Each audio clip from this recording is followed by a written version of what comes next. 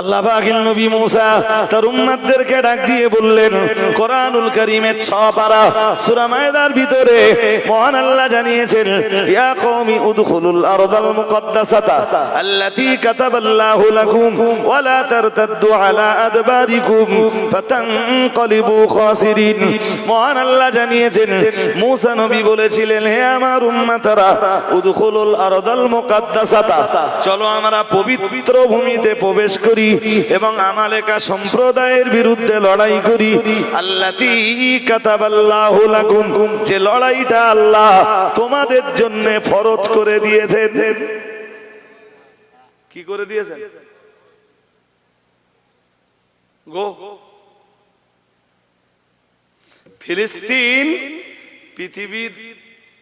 পৃথিবীর এক পবিত্র ভূমি, সেখানে সুবহানাল্লাহ। আর একটু মন খুলে বলতে পারেন দেই,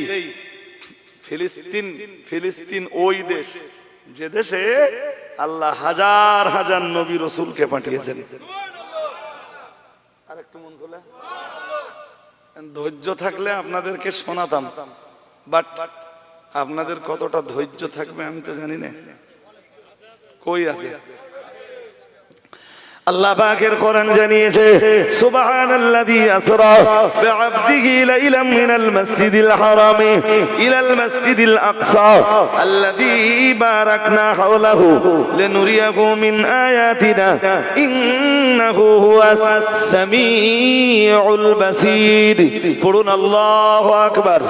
মহান আল্লাহ জানিয়েছেন, সুবহানাল্লাযী আসরা, পবিত্র সেই আল্লাহ, পবিত্র সেই সত্তা যিনি তার বান্দা মুহাম্মদ সাল্লাল্লাহু আলাইহি ওয়াসাল্লামকে পরিভ্রমণ করিয়েছেন কোন এক রাত্রি বেলায়, মিনাল মসজিদিল হারামে, মসজিদে হারাম থেকে, তার মানে কাবা থেকে, ইলাল মসজিদিল আকসা, প্যালেস্টাইনের বাইতুল মুকাদ্দাস পর্যন্ত।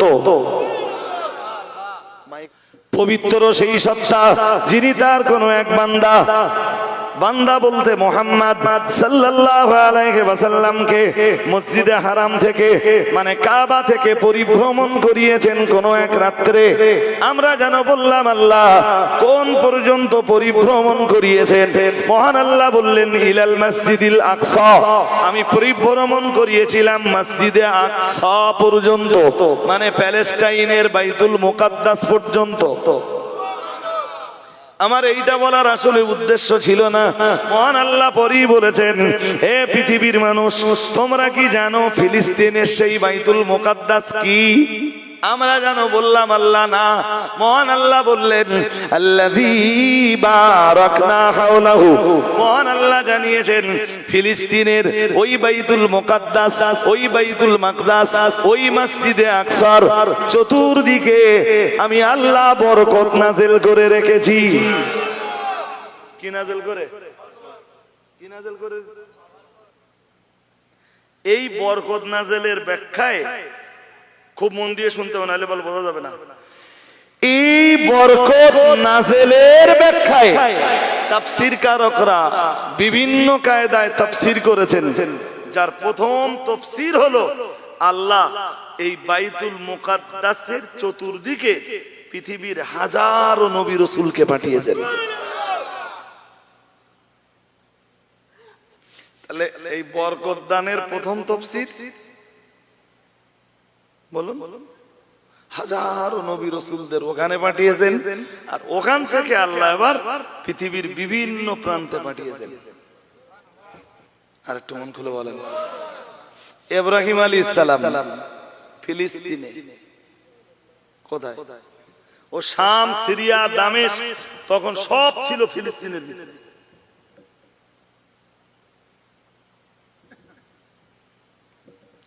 নবী ইসহাক আলাইহিস সালাম ফিলিস্তিনে। সুবহানাল্লাহ। আর একটু মন খুলে বলবেন তো, ইয়াকুব নবী বাস করতেন কেনানে। কোথায়? ওই কেনান ফিলিস্তিনে।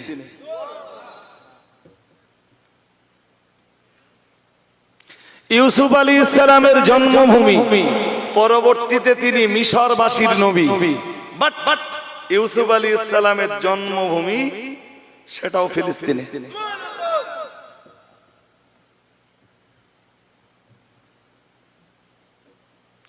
পৃথিবীর প্রথম মসজিদ কাবা। প্রথম মসজিদ, এক সাহাবী জিজ্ঞেস করলেন আইয়ু মসজিদিন উদিয়া আউয়াল, বললেন হুজুর, রাসূলকে জিজ্ঞেস করলেন এক সাহাবী, পৃথিবীর কোন মসজিদ প্রথম তৈরি হয়েছিল?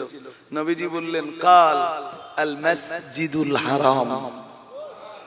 আরেকটু, কাবা শরীফকে কোরআনের ভাষায় বলা হয় মসজিদুল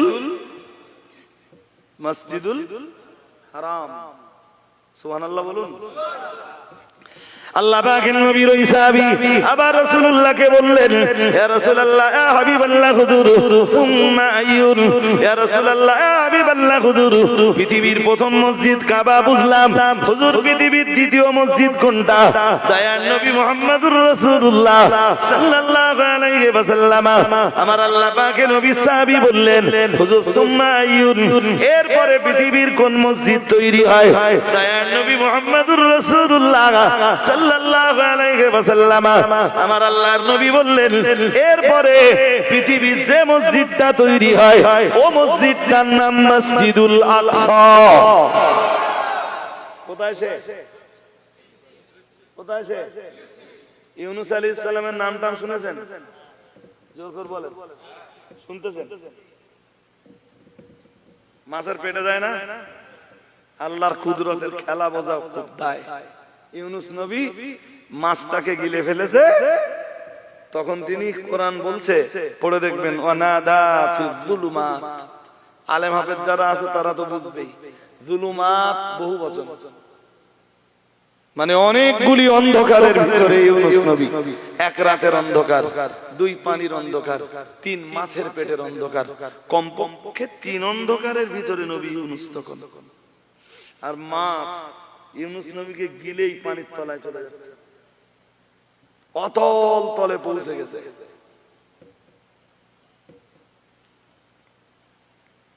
ওখান থেকে তাসবিহ পড়ার আওয়াজ পাচ্ছে। ইউনূস নবী মাছের পেটের ভিতর থেকে কে যেন একটা তাসবিহ পড়ছে। সবাই তাসবিহ পড়ে, এই মানুষ তো নাফরমান।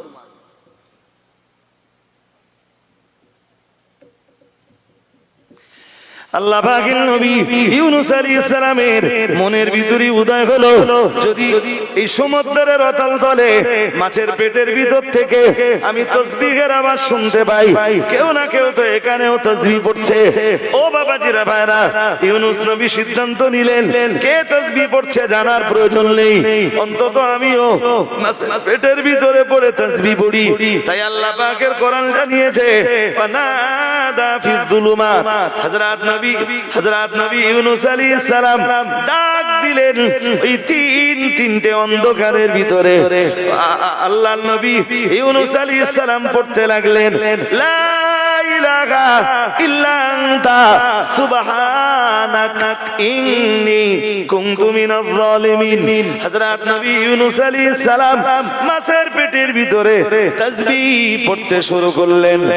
আল্লাহ পাক রব্বুল আলামিন অন্য আয়াতে জানিয়েছেন, ফালাউলা আন্নাহু কানা মিনাল মুসাব্বিহিন। আমার আল্লাহ কোরআনের অন্য আয়াতে জানিয়েছেন, আমার ইউনূস মাছের পেটের ভিতরে যদি আমার নামের তাসবিহ না পড়তো, যদি আমার নামের গুণগান না গাইতো, লা লাবিসা ফি বাতনিহি ইলা ইয়াউমি ইউবাসুন। আমি রব্বুল আলামিন আল্লাহ আমার ইউনূসকে কিয়ামত পর্যন্ত মাছের পেটের ভিতরে রেখে দিতাম। মাছের পেটটাই আমার ইউনূসের জন্য কবর বানিয়ে দিতাম।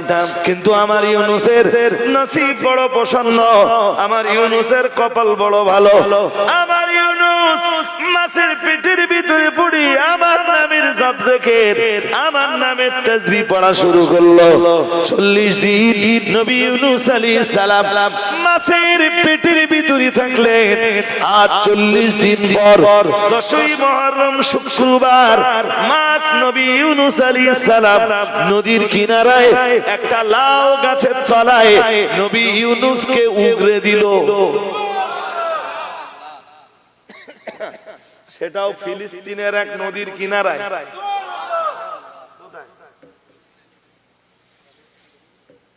সেখানেও মুসলমানদের এক সৌধ আছে।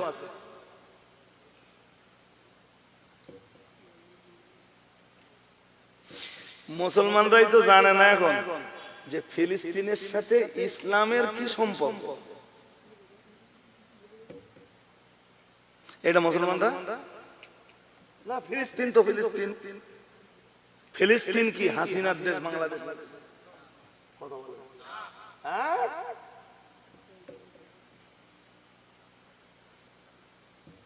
ওই যে আল্লাহ বলতেছেন না, আল্লাযী বারাকনা, মহান আল্লাহ জানিয়েছেন ইলাল মাসজিদিল আকসাল্লাযী বারাকনা হাওলাহু, মহান আল্লাহ জানিয়েছেন আমার নবীকে আমি নিয়ে গেলাম মসজিদুল হারাম থেকে মসজিদুল আকসায়।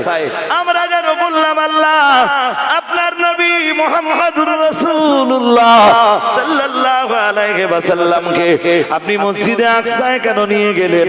মহান আল্লাহ জানো সঙ্গে সঙ্গে জবাব দিলেন আল্লাযী বারাকনা হাওলাহু, কারণ আমি আল্লাহ বাইতুল মাকদাসের মসজিদে আকসার চতুর্দিকের মাটিতে অনেক বরকত নাযিল করেছি। আর একটু মন খুলে, তাম পৃথিবীর হাজার হাজার নবী আমি এই ফিলিস্তিনের মাটিতে পাঠিয়েছি। তাই আমার নবীর জীবনেও প্রয়োজন ছিল যে মাটিতে, যে পবিত্র ভূমিতে আমি হাজার হাজার নবী রাসূল পাঠালাম, আমার নবীও যেন সেই মাটিটা একটু কদম রাখতে পারেন।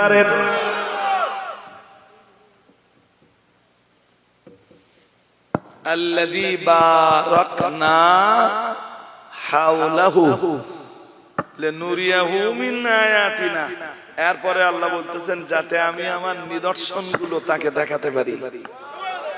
আর একটু পৃথিবীর বহু মাটিতে এই শাক সবজি ফল ফসল উৎপাদন হয় না, জোর করে বলে না, হয়তো দক্ষিণ দেবীপুরের মাটিতেও হয়, পিফার মাটিতেও হয়, ট্যাটরার মাটিতেও হয়, সব মাটিতে হয়। কিন্তু আল্লাহ সবচাইতে বেশি ফল ফসলের ক্ষেত্রে পৃথিবীর যে মাটিতে বরকত বেশি নাযিল করেছেন সেই মাটিটাই হলো বাইতুল মুকাদ্দাসের চতুর্দিকের মাটি। সেও ফিলিস্তিন, সেও ফিলিস্তিন। আমরা যে আল্লাহ এ তো বললে শুধু সময় যাবে না। ইব্রাহিম আলাইহিস সালাম লুবনান পাহাড়ের উপরে উঠলেন। লুবনান পাহাড়টার নাম লুবনান। অনেকে প্রথমবার শুনতেছেন পাহাড়ের নাম লুবনান। ওই বাইতুল মুকাদ্দাসের আশপাশের কোন এক পাহাড়, পাহাড়ে উঠে লুবনান নামের এক পাহাড়। কি নাম? কে উঠলেন? ইব্রাহিম নবী। কে উঠলেন? কোন জায়গায়? বাইতুল মুকাদ্দাসের আশপাশে। আল্লাহ বললেন ইব্রাহিম তোমার দৃষ্টি লম্বা করো, তোমার চোখ যত দূর যাবে আমি আল্লাহ ততটা এরিয়াকে পবিত্র ভূমিতে পরিণত করে দেব। এই যে মুসা নবী বলতেছেন না তার কওমের লোকদের, 6 পারা সূরা মায়দার 21 নম্বর আয়াতে, ইয়া কওমি উদখুলুল আরদাল মুকাদ্দাসাতা, হে আমার সম্প্রদায়ের লোকেরা, হে আমার কওমের লোকেরা, তোমরা পবিত্র ভূমিতে প্রবেশ করো। হযরত নবী ইব্রাহিম আলাইহিস সালামের কথা বলছিলাম। নবী ইব্রাহিম আলাইহিস সালাম পাহাড়ের উপরে তার দৃষ্টিটাকে তিনি প্রসারিত করলেন, লম্বা করে দিলেন। যতদূর তার দৃষ্টি চলে গেল আল্লাহ তাআলা ততটা এরিয়াকে তিনি পবিত্র ভূমি বানিয়ে দিলেন। এই জন্য তাম পৃথিবীতে পবিত্র ভূমি 3টা।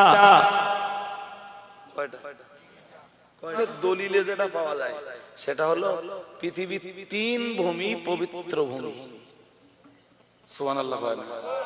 আর একটু মন খুলে, প্রথমটা মক্কা, প্রথমটা কি? সন্দেহ আছে?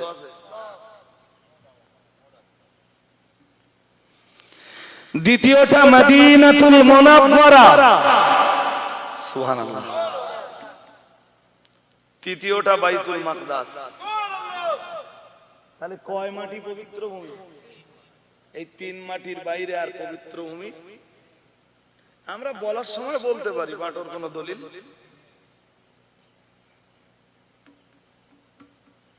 এ আবার শুনলি কেউ কেউ রাগ করে কিনা, লোকে আঙ্গা জানতো পবিত্র ভূমি মনে করে সবাই আসতো। আপনার হুজুরের বাড়ি আলহামদুলিল্লাহ, আপনি গেলে আমার কোনো আপত্তি নেই। যদি বলেন পবিত্র ভূমি তাহলে দলিল লাগবে। এই যেমন কোরআনুল কারীমের 6 পারা সূরা মায়েদার 21 নম্বর আয়াত হলো বাইতুল মুকাদ্দাসের আশপাশ এগুলো সব পবিত্র ভূমি। তার দলিল 6 পারা সূরা মায়েদার 21 নম্বর আয়াতে আল্লাহ নিজে বলতেছেন আল আরদাল মুকাদ্দাসাতা। সুবহানাল্লাহ। আয় আল আরদাল মুকাদ্দাস পবিত্র।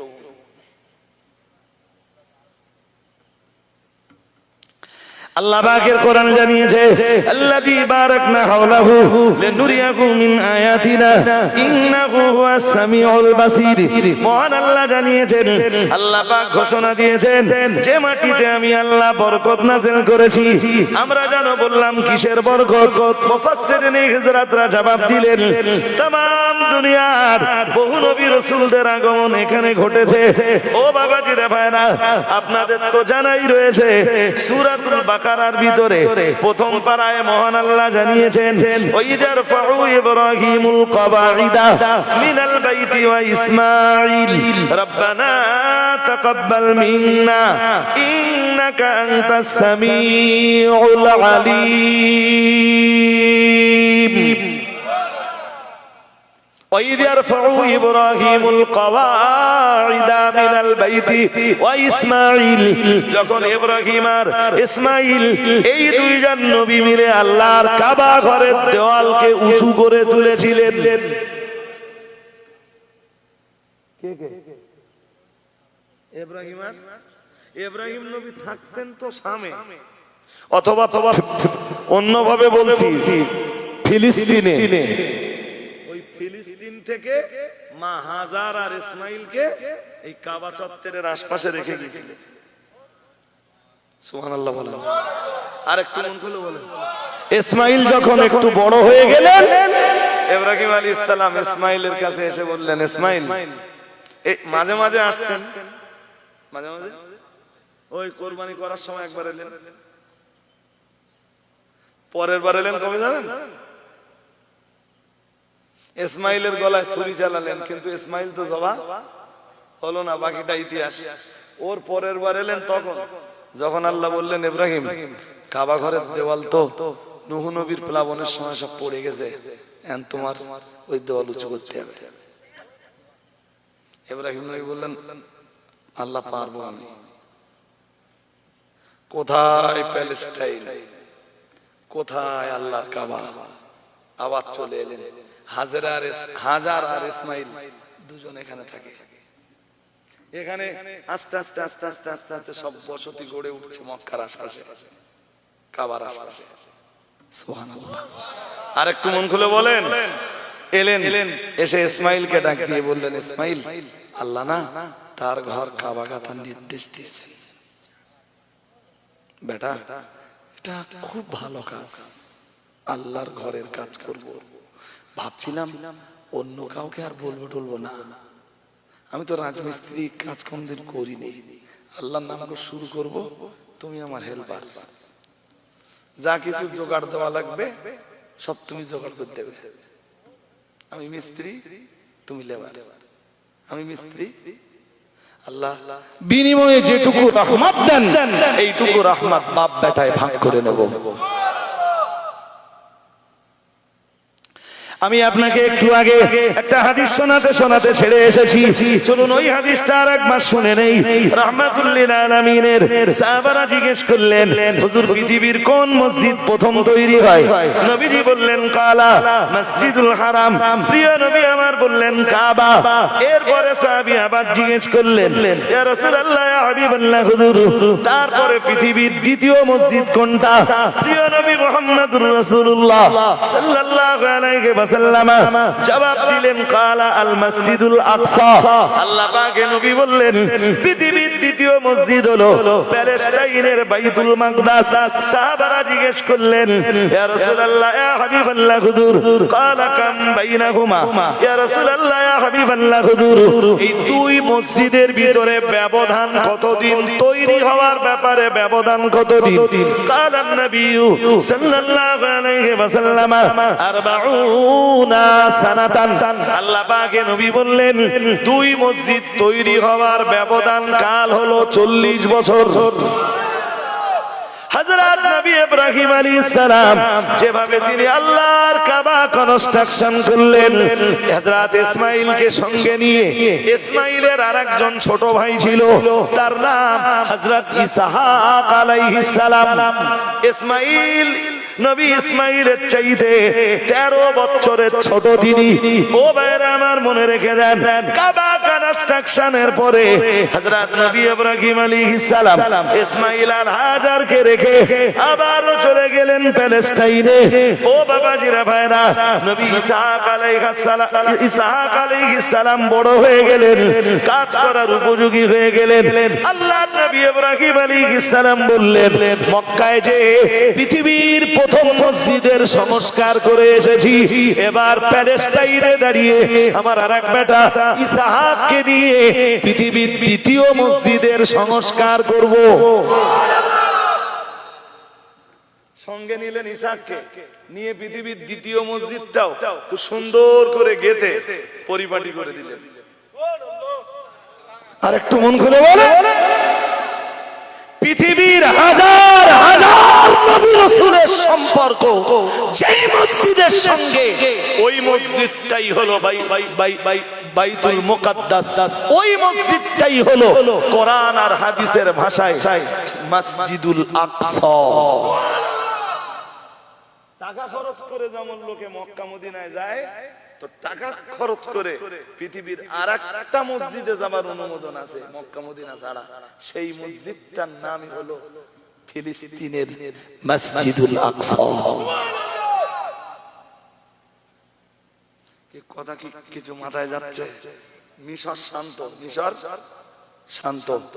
আল্লাহ মুসা নবীকে বললেন মুসা মিশরে থাকলে চলবে না, কোথায় যেতে হবে? আল্লাহ আল্লাহ বলে না মুসা তোমার তো অনেক উম্মাদদেরকে নিয়ে ওই আমালেকা সম্প্রদায়ের বিরুদ্ধে লড়াই করো। তোমার উম্মাদকে বলে দাও আল্লাতী কাতাবাল্লাহু লাকুম, সূরা মায়দার 21 নম্বর আয়াত।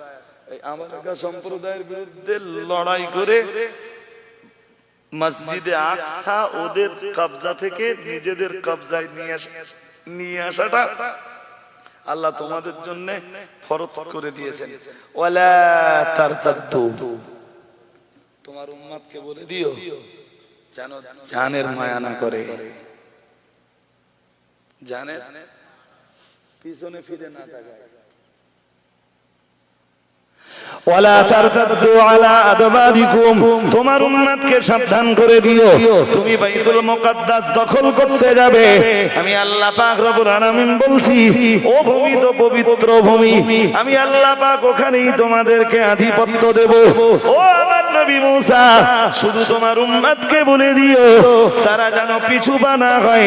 ফাতানকালিবু খাসিরিন, মহান আল্লাহ বললেন মুসা তোমার উম্মতকে বলে দিও তোমার উম্মত যদি পিছু পা হয় তোমার উম্মতকে ধ্বংস করে দেব। কি করব? জোর করে বলেন।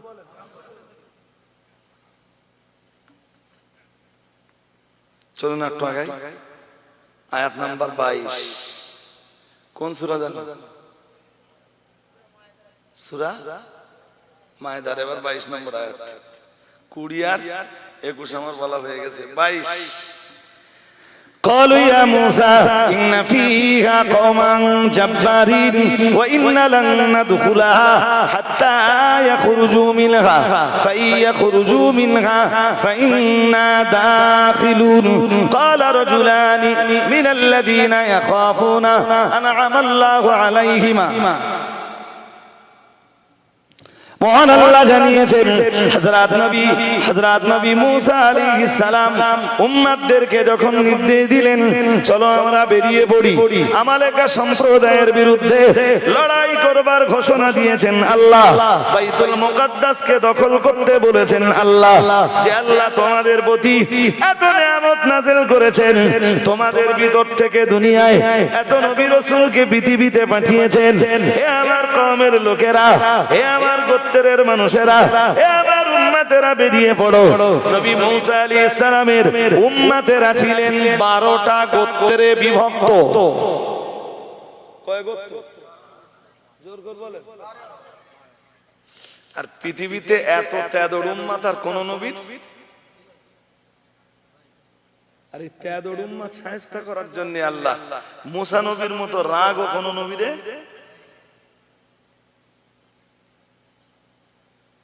যেরাম রূহ সেরাম ফেরেশতা লাগবে না। কথা বলেন, হ্যাঁ লাগবে না?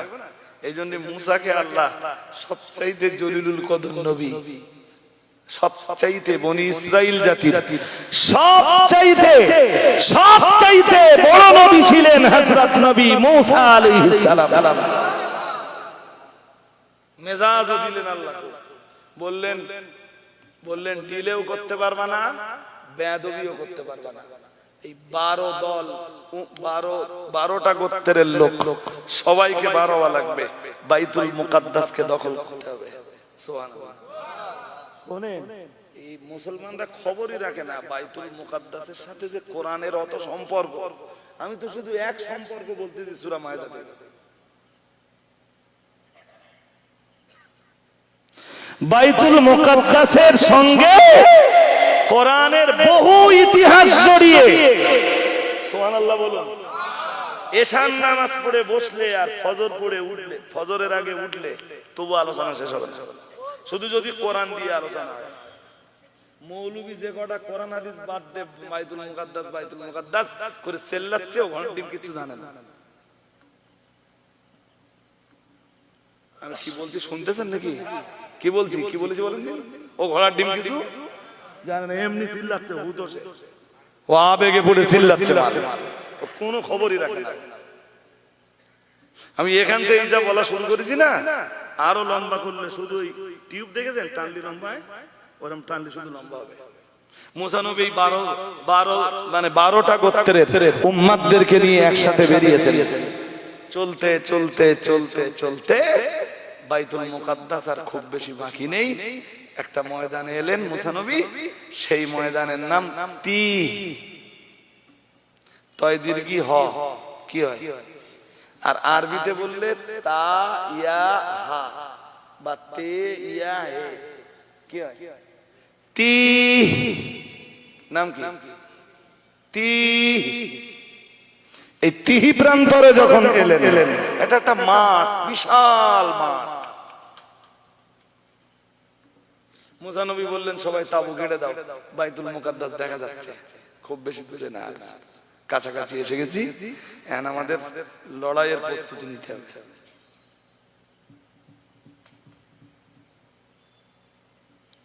এই 12টা গোত্রের লোক একসাথে লড়তে যাচ্ছে, এদের খাবার দরকার আছে তো, আছে না নেই?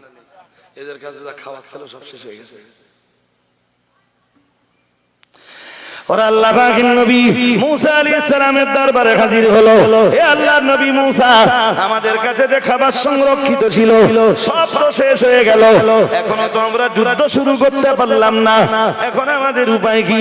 আল্লাহ পাকের নবী মুসা আলাইহিস সালাম বললেন, আমি আমার রবের কাছে আবেদন করব, নিশ্চয়ই আমার রব যিনি আমাকে যুদ্ধের জন্য, যিনি আমাকে যুদ্ধের বিধান, যিনি আমার উপরে যুদ্ধের বিধান চাপিয়েছেন, তিনি নিশ্চয়ই আমার আর আমার উম্মতদের জন্য কোন না কোন ব্যবস্থা করবেন। আল্লাহ পাকের নবী মুসা আলাইহিস সালাম বললেন, ও রব্বুল আলামিন, আমার উম্মতের কাছে খাবার নাই আল্লাহ, এখন উপায় কি?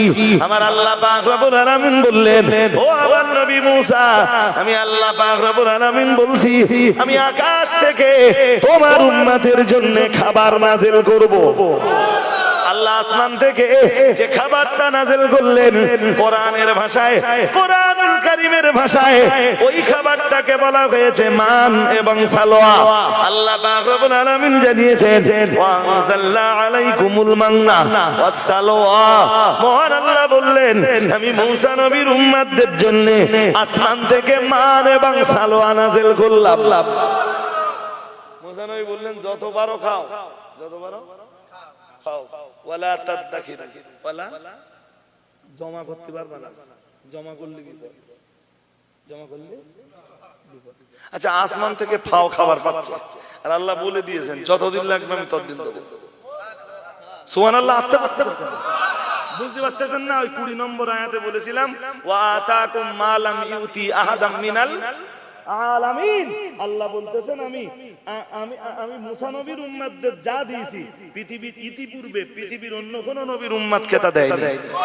কি দিয়েছেন? মান এবং সালোয়া। মান এবং কষ্ট করতে হচ্ছে, খেটে খেতে হচ্ছে। মূসা নবী বললেন এটা প্রতিদিন আসবে, কোনো প্রবলেম নেই, তোমরা এখান থেকে যুদ্ধের প্রস্তুতি নাও আর ওই আসমান থেকে নাযিল হওয়া খাবার খাও। বাট ওয়ালা তাদাখিরু, খাবার খাবার জমা করতে পারবে না। এই মূসা নবীর উম্মত কেন এখনো যদি বলা হয় যে আকাশ থেকে খাবার পড়বে তোমরা কেউ সবাই খাবা কিন্তু কেউ যেন জমা করবা না, এই মুসলমান নিয়ে খানিকটা ফ্রিজ রেখে দেবে, বলা যায় যদি কালকে না পড়ে না ভুলে যাচ্ছে। এই মুসলমানটাই করে জমা। কোরবানির গোশত পেয়েছে গরিব মানুষ 32 কেজি। কত কত? মানে ফ্যামিলিতে 16 জন তো 2 কেজি করে যাচ্ছে মসজিদে। ও 32 কেজি পাওয়ার পরেও ওর যদি আরো 5 কেজি কেউ দিতে চায় নেবে না? হ্যাঁ, ও কি বলবে যে ভাই আমি দেখো আমি গরিব মানুষ, আমি 32 কেজি পেয়েছি, আমার আর লাগবে না? বলবে না? বলবে না। ওর আরো দিলি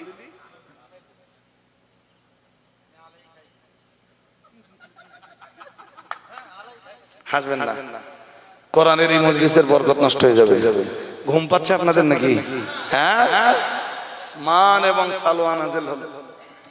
আল্লাহ বললেন জমা করবো না, জমা করলে আর ওরা জমা করলো, পরের দিন থেকে মান সালোয়া বন্ধ হয়ে গেল। পরে কি হলো ইতিহাস আপন জায়গায় থাক, তবে হাদিসে এসেছে, বুখারী শরীফের হাদিসে, যে বনি ইসরাইল জাতি যদি পৃথিবীতে না থাকতো লাম ইয়াখনাজিল লাহমা, একটা ওদিকে মান সালোয়া আকাশ থেকে নাযিল হওয়া বন্ধ হলো আর যেগুলো জমা করে রেখেছিল ওগুলো সব পচে গেল। কি হলো? তাই নবীজি বলতেছেন বনি ইসরাইল জাতি যদি পৃথিবীতে না আসতো লাম ইয়াখনাজিল লাহমা, গোশত কখনো পচতো না। ওখান থেকে গোশত পচা শুরু হলো। কথা বুঝতে পারেন? এর আগে গোশত কখনো পচিনি, গোশত কখনো ওই ওখান থেকে গোশত পচা শুরু হয়। কত বড় তেদর উম্মত, কিছু মাথায় যাচ্ছে? হ্যাঁ, ফ্রি খাচ্ছিস খা। মুসা নবী যেটা বলতে বাবা সেইটা করবো। হাজিরিনে মজলিস মনে রাখুন, ওয়াজ করলে লম্বা হয়ে যাবে। আল্লাহ পাকের নবী মুসা আলাইহিস সালামের উম্মতরা বললেন হে আল্লাহর নবী মুসা, খাবার তো আমরা আকাশ থেকে পেলাম, আল্লাহ মান আর সালোয়ার ব্যবস্থা করে দিলেন, কিন্তু এখন আমরা পানি পাবো কোথায়? আল্লাহ পাকের নবী মুসার উম্মতরা যখন তাদের পিপাসার অভিযোগ দায়ের করলেন, আল্লাহ পাকের নবী মুসা বললেন যে আল্লাহ তোমাদের জন্য খাবারের ব্যবস্থা করে দিতে পারেন, আমার সেই আল্লাহ তোমাদের জন্য পানির ব্যবস্থাও করে দিতে পারেন। মুসা নবী আল্লাহকে বললেন আল্লাহ কি হবে এখন? আল্লাহ পাক রব্বুল আলামিনের কোরআন জানিয়েছে ওই ইসতাসকা মুসা লিকওমিহি, আল্লাহ পাক রব্বুল আলামিন জানিয়েছেন মুসা নবীর উম্মতরা যখন নবী মুসার কাছে পানির আবেদন জানালো, হুজুর আমাদের জন্য পানির ব্যবস্থা করুন, আল্লাহ পাক রব্বুল আলামিনকে মুসা নবী জিজ্ঞাসা করলেন ও রব্বুল আলামিন এখন উপায়? আল্লাহ পাক রব্বুল আলামিন বললেন ও মুসা তোমার প্যাকেটে একটা পাথর আছে না? বলেন পাথর। মুসা তোমার একটা পাথর রেখে দিতে বলেছিলাম, আছে? বলেন জি। বার মুসা নবী একদিন গোসল করতেছে নির্জন জায়গা, লুঙ্গি খুলে রেখেছে ওপরে রেখে একটা পাথরতে চাপা আছে। বনি ইসরাইল জাতিতে ওরকম হতো, কেউ না থাকলে কে মুসা নবী আর লোকজনের সামনে নগ্ন হয়ে গোসল করতেন না, কিন্তু পুরুষেরা বনি ইসরাইল জাতিতে এক জায়গায় ন্যাংটো হয়ে গোসল করত। উম্মতে মুহাম্মাদিতে জায়েজ নেই, মুহাম্মাদিতে মুসা নবী লোকজনের সামনে কখনো নগ্ন হয়নি, আল্লাহর নবী তো। তাই ওদের ধারণা ছিল যে মুসা নবীর সম্ভবত যৌনাঙ্গে কঠিন কোন রোগ আছে, ওইটা অপবাদ দিয়ে মুসা নবী একদিন নির্জনে গোসল করতেছে, লুঙ্গিটা উপরে রেখে একটা পাথর চাপা দিয়েছে। পাথর চাপা দিলে উঠবে? উঠবে না। এক হাওয়া এসে সেই পাথর সহ উড়ে গেলে যাচ্ছে লুঙ্গি, আর হাওয়া যত দাঁড়াচ্ছে লুঙ্গির মুসা নবী তত দৌড়াচ্ছে। আর দেখতে দেখতে দেখতে দেখতে সেই লুঙ্গি একদম জনসমক্ষে গিয়ে পড়লে সবাই বুঝতে পারলো যে মুসা নবীর কোন রোগ শোক নেই। চট করে লুঙ্গিটা নিয়ে মুসা নবী পরে নিলেন, পাথরটার উপরে লেগে গেলেন। তোর এতটা ভার, রাগী নবী, আর তোরে চাপা দিয়ে আমি গোসল করতেছি, তুই কিছু করতে পারলি না। আল্লাহ বললেন মুসা রাগ করো না, ও পাথরের দোষ না, হুকুম আমার। জাগে জাগে তুমি একটা কাজ করো, পাথরটা কুচকে রেখে দাও, একদিন কাজে লাগবে নি। পাথরটা মুসা নবী কুচকে রেখে দিলেন। যেই উম্মাতরা পানির আবেদন করলো, পিপাসার পানি নেই, আল্লাহ বললেন এই মুসা দেরি করো না, প্যাকেট থেকে পাথরটা বার করো। বললেন তারপর হাতে লাঠি আছে না? বললেন আছে। লাঠি দিয়ে একটা গুঁতো দাও। ফাদরিব বিআসাকাল হাজারা ফানফাজারাত মিনহু 12 আইনা। মুসা নবী যেই লাঠি দিয়ে পাথরকে আঘাত করলেন, সঙ্গে সঙ্গে ওখান থেকে 12টা ঝর্ণা বেরিয়ে এলো। কয় ঝর্ণা? কেন গোত্র কটা? ও মুসা নবীর উম্মতরা তেদর না? যদি ঝর্ণা 10টা হয় মারামারি বেঁধে যাবে, ব্যাপক কিলো কিলো, সে কেউ ঠেকাতে পারে না। এই জন্য 12 দল উম্মত, 12টা গোত্র, আর আর ঝর্ণা, যাতে গুদুগুদিটা হাজিরিন মাজলিস শুনে রাখুন, গভীরভাবে বুঝবার ব্যাপার। ওদের খাবারের সমস্যা মিটে গেল, পানির সমস্যা মিটে গেল। আল্লাহ পাকে নবী বললেন, আল্লাহ পাকে নবী মুসা বললেন, লড়াই তো আমালেকা সম্প্রদায়ের বিরুদ্ধে করতেই হবে। ঠিক আছে, লড়াই করার আগে তোমাদের 12টা গোত্রের 12 জন নেতাকে আমি প্রতিনিধি করে ওদের কাছে পাঠাবো। ছদ্মবেশে ওদের কাছে, ওদের ভিতরে পাঠিয়ে দেব। তোমরা ওদের শক্তি সামর্থ্য সম্বন্ধে জেনে আসবে, ওদের যুদ্ধের কৌশল সম্বন্ধে তোমরা জেনে আসবে। আর শোনো, সাবধান, তোমরা ফিরে এসে এই 12 গোত্রের 12 নেতা তোমাদের গোত্রের লোকেদের কাছে কিছু বলতে পারবে না। খারাপ ভালো যাই দেখো, আমারে শেয়ার করবা, আমারে শেয়ার করবা, আর আমি বাকিটা ভাববো। কথা মন দিয়ে শুনে। হযরত নবী মুসা আলাইহিস সালামের এই 12টা গোত্রের 12 জন নেতারে নির্বাচন করে ছদ্মবেশে ওদের মাঝে পাঠিয়ে দিলেন। ওরা যে দেখলো তারা বিরাট শক্তিশালী, বিশাল বিশাল দেবতা। নবী মুসার উম্মতরা তাদের কাছে কিচ্ছু নেই। একটা একটা ধরে ওরা মুসা নবীর উম্মতদের এরকম ছিঁড়ে ছিঁড়ে ফেলে। এই 12টা গোত্রের 12 জন নেতার 10 জন নেতার এই এই দৃশ্য দেখে বিরাট ভয় লাগে। আমরা কেমনে লড়াই করব? কেমনে? দুর্ধর্ষ জাতি, আমরা কেমনে লড়বো এদের বিরুদ্ধে? এদের বিরুদ্ধে লড়বার মতো ক্ষমতা আমাদের নেই। মুসা নবী কিচ্ছু বলবো না, যে আমাদের উম্মতদের বলবো যে লড়াই টড়াই হবে না, বাড়ি চলো। চলুন দেখি কোরআন কি বলে। আল্লাহ পাকের কোরআন তো ওটাই জানিয়েছে, মহান আল্লাহ জানিয়েছেন ক্বালু ইয়া মূসা ইন্না ফিহা কওমান জাব্বারিন ইন্না লান নাদখুলাহা হাত্তা ইয়াখরুজু মিনহা ফাইয়াখরুজু মিনহা ফাইন্না দাখিলুন। ওরা যখন ফিরে এলো ওরা এসে বলল ইন্না ফিহা কওমান জাব্বারিন, এখানে অনেক শক্তিশালী সম্প্রদায়ের উপস্থিতি। ওরা ফিরে এসে বললো এ তো দুর্ধর্ষ বাহিনী মূসা, এদের বিরুদ্ধে লড়াই করা যাবে না।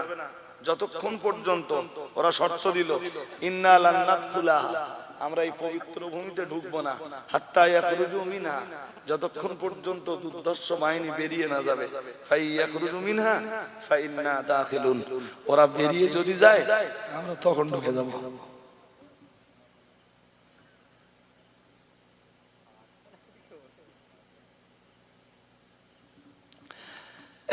এই 12 জনের ভিতরে 10 জন এই একই কথা, আর তাদের গোত্রের লোক যারা ছিল ওদেরকে উস্কে দিলে যুদ্ধ করা যাবে না, কামব্যাক করে চলো। 2 জন লোক ছিল খুব ভালো, 2 নেতা, সম্ভবত ওই 2 জনের নাম ইউসা আর কালী। কি নাম? তাফসীরকাররা তাদের নামও লিখেছে। এই 2 নেতা তাদের গোত্রীয় লোকেদের কিচ্ছু বললো না, শুধু বললো মুসা আলাইহিস সালামকে। মুসা নবী বললেন ভয় পাওয়ার দরকার নেই, এতেই লড়াই হবে। আল্লাহ পাকের কোরআন জানিয়েছে ক্বালু ইয়া মূসা ইন্না লান নাদখুলাহা আবাদাম মা দামু ফিহা ফাযহাব আনতা ওয়া রাব্বুকা ফাকাতিলা ইন্না হুনা কাঈদুন। ওরা বলল ক্বালু ইয়া মূসা, হে আল্লাহর নবী মূসা, এই 10টা গোত্রের নেতারা বলল হে মূসা ইন্না লান নাদখুলাহা আবাদান, কখনোই আমরা বাইতুল মুকাদ্দাসের পবিত্র ভূমিতে ঢুকব না, মা দামু ফিহা, যতদিন ওই দুর্ধর্ষ বাহিনী, ওই জাব্বারিন সম্প্রদায়, ওই আমালেকা সম্প্রদায় ওখানে থাকবে, ততদিন পর্যন্ত আমরা বাইতুল মুকাদ্দাসের পবিত্র ভূমিতে ঢুকব না। ফাযহাব আনতা ওয়া রাব্বুকা ফাকাতিলা ইন্না হুনা কাঈদুন। হে আল্লাহর নবী মূসা, তুমি আর তোমার রব যে লড়াই করো, আমরা হাঁটলুম। ওরা তারাই বলো যারা মান পেয়েছে, সালোয়া পেয়েছে, মেঘের ছায়া পেয়েছে। ওই তিহি প্রান্তরে কোনো ছায়া ছিল না, আল্লাহ টোটাল এরিয়াতে রৌদ্র, অথচ তিহি প্রান্তরটা পুরো ছায়া।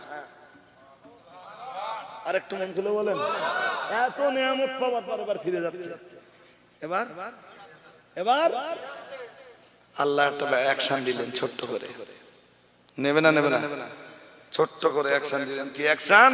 সূরা মায়েদার 25 নম্বর আয়াত, 26 নম্বর আয়াত, কালা ইন্নাহা মুহাররামাতুন আলাইহিম 40 সানাতান ইয়াতিহুনা ফিল আরদি ফালা তাসা আলাল কওমিল ফাসিকিন। মহান আল্লাহ জানিয়েছেন, আল্লাহ পাক রব্বুল আলামিন বললেন, ওরা যখন ওদের দেশের মাটিতে তথা মিশরের দিকে রওনা দিল, আল্লাহ পাক রব্বুল আলামিন বললেন ইন্নাহা মুহাররামাতুন আলাইহিম 40 সানাতান।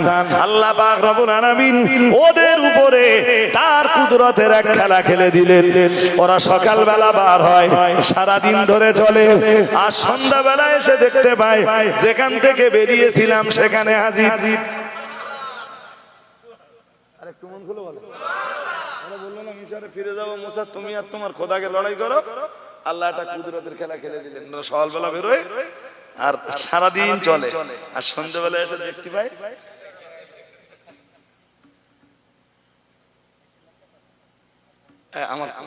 আমার কথা বুঝতেছেন নাকি? বুঝতেছেন? কত বছর জানেন?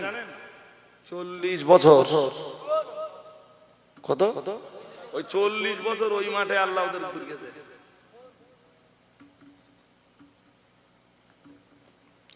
কিন্তু দুর্ভাগ্যজনক ঘটনা হলো, ও বাবাজিরা ভাইরা, লড়াইয়ের ময়দানে নামার আগেই হযরত নবী হারুন আলাইহিস সালাম ওই ময়দানেই মারা গেলেন।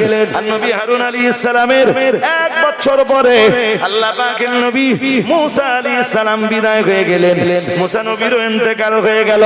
আজরাইল মুসা নবীর জান যখন কবজ করতে এলেন, মুসলিমের হাদিসে এসেছে, আজরাইল এসে বললেন, আজিব রাব্বাক, হে আল্লাহর নবী মুসা, আপনি আল্লাহর ডাকে সাড়া দেন। মুসা নবী বললেন, কে আপনি? আমি আজরাইল এসেছি আল্লাহর হুকুম নিয়ে, আল্লাহ পাক আমায় পাঠিয়ে দিয়েছেন। আজরাইল চলে যাও, আল্লাহ বাইতুল মুকাদ্দাস পুনর্দখলের নির্দেশ দিয়েছেন, আমালেকা সম্প্রদায়কে বিপর্যস্ত করার নির্দেশ দিয়েছেন। যাও না আজরাইল, এখন আমি নবী মুসা, আমার তো দুনিয়া থেকে যাবার সময় হয়নি। হে আল্লাহর নবী মুসা, কেউ আমাকে ফিরিয়ে দেয় না, আপনি কেন আমায় ফিরিয়ে দেবেন?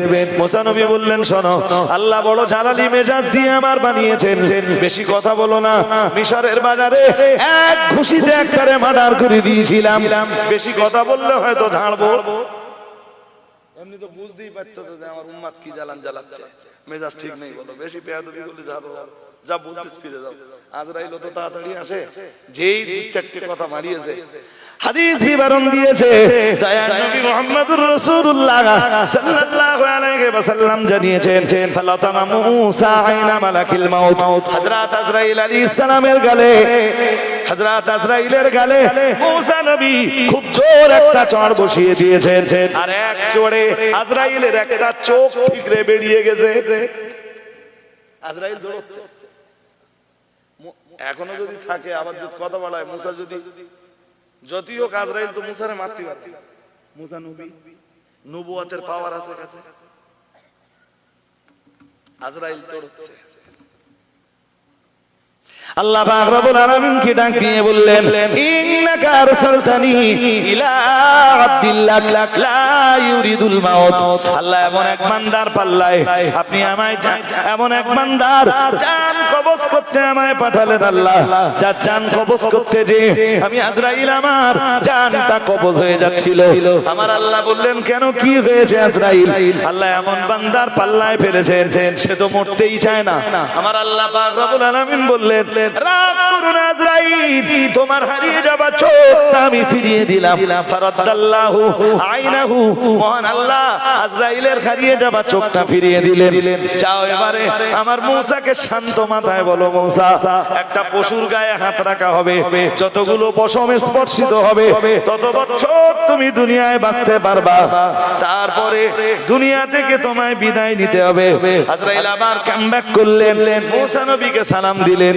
হুজুর, আল্লাহ বলে দিয়েছে একটা প্রাণীর গায়ে হাত রাখা হবে, যতটা পশম স্পর্শিত হবে তত বছর বাঁচতে পারবেন। আল্লাহ নবী মুসা আলাইহিস সালাম বললেন, আজরাইল তারপর? বললেন, তারপরে আপনারও মউত হবে। আল্লাহ নবী মুসার মনটা বড়ই নরম হয়ে গেল। মুসা নবী বললেন, এই তো বাইতুল মুকাদ্দাস, ঢিল ছুঁড়ে দিলে বাইতুল মুকাদ্দাসে চলে যায়। আমি মুসা আল্লাহর কাছে আবেদন করছি, আল্লাহ বাইতুল মুকাদ্দাসের পবিত্র ভূমিটাই যেন তোমার প্রিয় নবী মুসার কবরে পরিণত হয়ে যায়। আল্লাহর সাক্ষী দরবারে মুসা নবীর আবেদন মঞ্জুর হয়ে গেল। ওই তিহি প্রান্তরে নবী মুসার ইন্তেকাল হয়ে গেল। বাইতুল মুকাদ্দাস থেকে ঢিল ছোড়া দূরত্বে আল্লাহর নবী মুসা আলাইহিস সালামের কবর। ওই সেই বাইতুল মুকাদ্দাস, যে বাইতুল মুকাদ্দাসের মাটিতে রব্বুল আলামিন জাকারিয়া নবীরে পাঠিয়েছেন, ইয়াহইয়া নবীরে পাঠিয়েছেন, হযরত নবী ঈসা আলাইহিস সালামের জননী হযরত মা মারিয়াম এই বাইতুল মুকাদ্দাসের ভিতরেই ছোটবেলায় লালিত পালিত হয়েছেন। এই সেই বাইতুল মুকাদ্দাস, যে বাইতুল মুকাদ্দাসের একদিন দেখভাল করেছেন হযরত নবী ঈসা আলাইহিস সালাম। আজ নবী ইব্রাহিম আলাইহিস সালামের মাজার যে ফিলিস্তিনের মাটিতে, নবী মুসার মাজার যে ফিলিস্তিনের মাটিতে, হযরত নবী ইসহাক আলাইহিস সালামের মাজার, ইয়াকুব আলাইহিস সালামের মাজার, আল্লাহর শত শত নবী রাসূলদের মাজার এই ফিলিস্তিনের মাটিতে। এই ফিলিস্তিনের মাটি পবিত্র ভূমি। হযরত নবী মুসা আলাইহিস সালাম সালামের ইন্তেকাল এখানেই হয়ে গেল, এখানেই মুসা নবীর কবর হয়ে গেল। 10টা গোত্রের লোক ধ্বংস হয়ে গেল, বাকি মাত্র 2টা গোত্রের মানুষ নিয়ে হযরত নবী মুসা আলাইহিস সালামের শিষ্য হযরত ইউসা আলাইহিস সালাম মানে কওমে জব্বারি আমালিকা সম্প্রদায়ের মতো দুর্ধর্ষ জাতির বিরুদ্ধে লড়াইতে নামলেন। লড়াই করতে করতে করতে করতে একটা পর্যায়ে আল্লাহ জয়ের টুপিটা হযরত নবী ইউসা আলাইহিস সালামের মাথায় পরিয়ে দিলেন। অথচ 12টা গোত্রের মানুষের ভিতরে 10টা গোত্রের মানুষ বিদায় নিয়েছে, সঙ্গে আছে মাত্র 2 গোত্রের মানুষ। মুসা নবীও বিদায় নিয়েছেন, হারুন নবীও বিদায় নিয়েছেন। দুজনার কবরই এই ফিলিস্তিনের মাটিতে বাইতুল মুকাদ্দাস থেকে ঢিল ছোড়া দূরত্বে। হযরত নবী ইউসা আলাইহিস সালাম তিনিও সঙ্গে ছিলেন, বাকি দায়িত্বটা নিজের কাঁধের উপরে তুলে নিলেন। 2টা গোত্রে নিয়ে তিনি আমালেকা সম্প্রদায়ের বিরুদ্ধে লড়াই করতে গেলেন। কোন একদিন ইয়াউমুল জুমা লড়াই করতে করতে জুমার দিন প্রায় সন্ধ্যা হয়ে গেছে। বাইতুল মুকাদ্দাস তখন নবী ইউসা প্রায় দখল করে ফেলেছে। সূর্য ডুবে যদি ডুবে যায় লড়াই বন্ধ করে দেওয়া লাগবে। ওরা প্রায় পরাজিত হবার পথে, আরেকটু সময় পেলেই বাইতুল মুকাদ্দাস জয় হয়ে যাবে।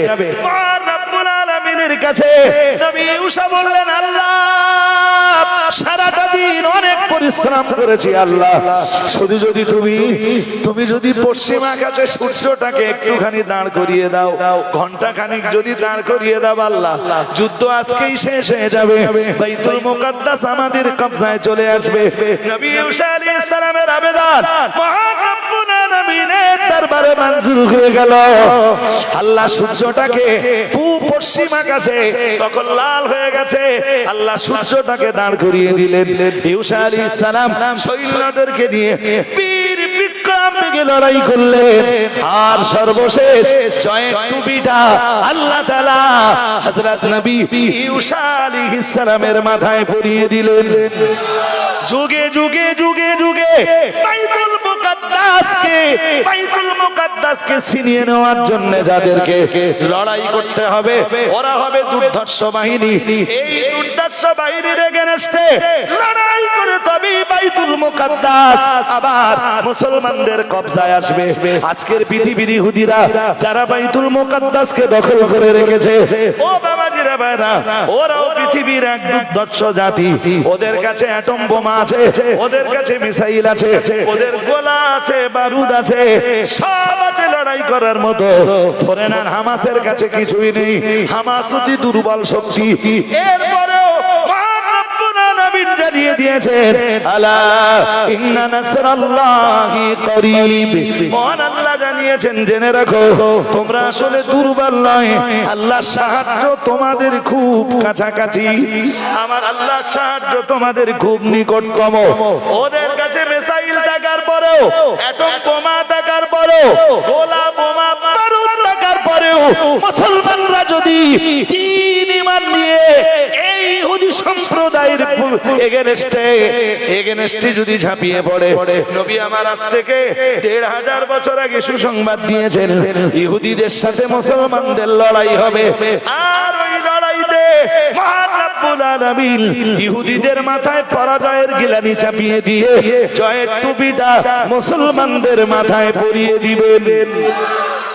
আর একটু মন খুলে বলেন, সেদিন খুব জোর করে বলেন, হামাসকে দুর্বল দেখতেছেন তাই? তোমরা মিসাইল আছে, তা কি আছে? আঙ্গা আল্লাহ আছে, কি আছে? আরে কথা বলেন না কেন?